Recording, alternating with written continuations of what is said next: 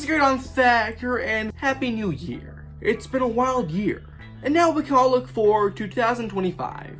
Now when it comes to most holidays, they have plenty of movies about them. Christmas and Halloween take the taco, having millions. Thanksgiving has a few, the Leprechaun movies to St. Patrick's Day covered, even holidays like Easter and the 4th of July have movies. And then there's New Year's.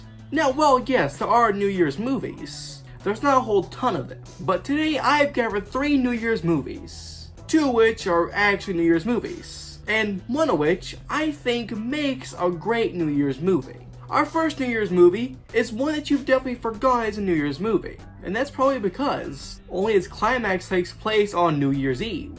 Does this movie have anything to actually do with New Year's? No, besides just happening to take place on New Year's Eve. But nonetheless, the climax of Ghostbusters II does take place on New Year's Eve. Directed by Ivan Reitman, it took years for this sequel to happen. 5 years to be exact, because quite frankly Bill Murray just didn't want to do a sequel to Ghostbusters. But eventually he gave in, and we got Ghostbusters 2. And well, yes, it was pretty successful, making $215.4 million on a budget of $40 million, but this was a drop off from the first movie's box office, which was $296.6 million on a budget of $30 million. But the biggest drop was definitely critically. On Rotten Tomatoes, Ghostbusters has a 95%, while Ghostbusters 2 has a 55%. Now you all probably know that I am conflicted on this movie. On one hand, it is fun and enjoyable. On the other hand, I do think it's just okay. And besides the one that shall not be named, is the least best Ghostbusters movie. Ghostbusters 2 might not be a great movie, but it does have quite a few fun moments. And it's not a bad movie by any means. Ghostbusters 2 can give that crazy but familiar feeling. And I mean, if you're gonna watch Ghostbusters 2, then you gotta watch the rest of the Ghostbuster movies. If this off the year and starting a new year with Ghostbusters, to me at least, doesn't sound bad. Next time, the movie takes place entirely on New Year's Day, and is one of the main disaster movies from the 70s.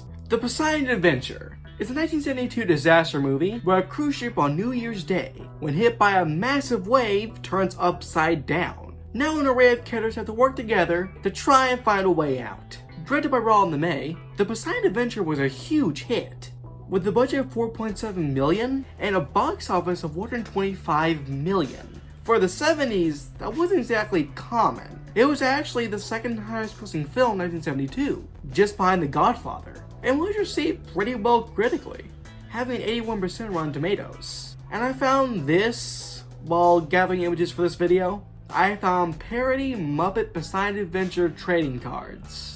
The Poseidon Adventure isn't exactly a joyful movie, but it is a grand story, and a grand story worth seeing.